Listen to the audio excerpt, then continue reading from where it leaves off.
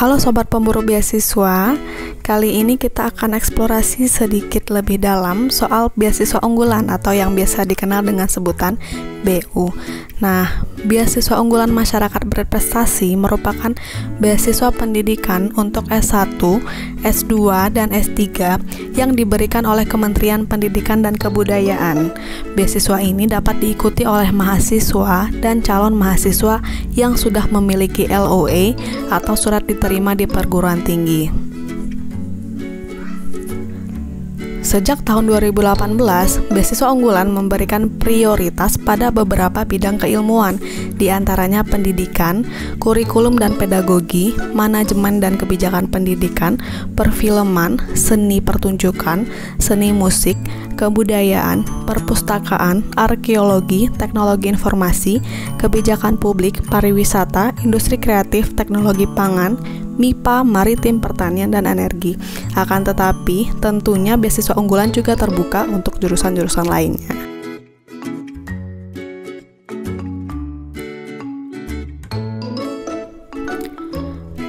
Persyaratan administrasi secara lengkap dapat dilihat langsung di website beasiswa unggulan.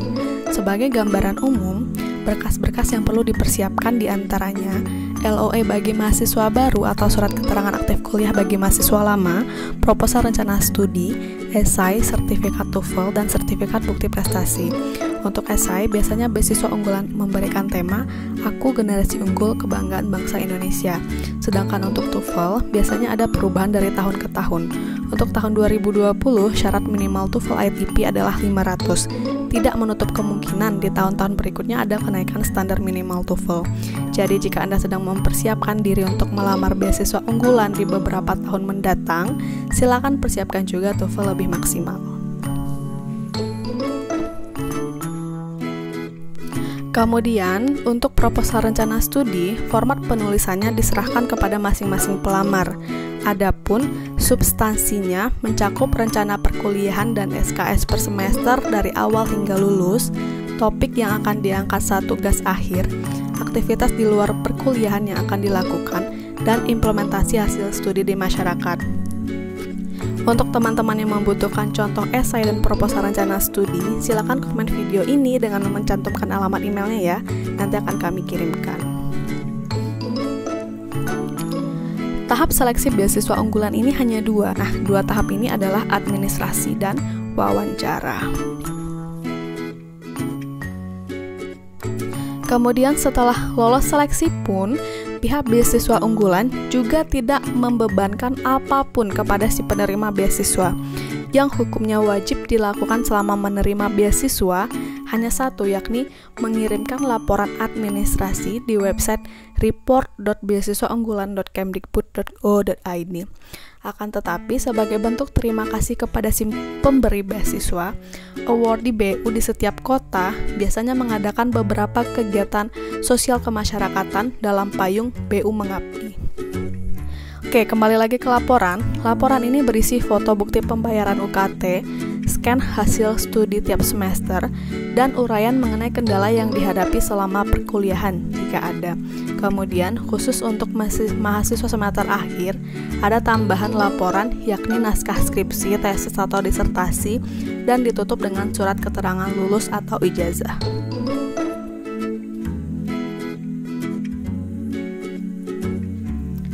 Lalu kita masuk ke salah satu poin yang paling populer ditanyakan mengenai beasiswa unggulan, yakni berapa sih besaran pembiayaan yang diberikan oleh BU kepada penerima beasiswanya. Besaran beasiswa ini tidak dapat dipukul rata pada semua penerima, sebab beasiswa unggulan membiayai 3 komponen, yakni UKT, uang hidup, dan buku. Maka dari itu, besaran beasiswa yang diterima disesuaikan juga dengan UKT si penerima beasiswa. Sebagai contoh, saya adalah penerima beasiswa unggulan pada tahun 2017. Saat itu, UKT saya ada di angka 8,5 juta per semester. Maka, BU memberikan 8,5 juta dikali 4 semester, yaitu 34 juta untuk UKT. Kemudian, uang bulanan sebesar 1,7 juta dikali 24 bulan, yakni sekitar 40.800.000 dan uang buku sebesar 1 jutaan per tahun dikali 2 jadi 2 juta. Maka, total beasiswa yang saya terima adalah sekitar 79 jutaan. Beasiswa ini nanti akan diberikan dalam 3 tahap. Tahap pertama, beberapa waktu setelah dinyatakan lolos, kemudian di pertengahan perkuliahan, dan tahap terakhir setelah mengunggah ijazah di web laporan beasiswa.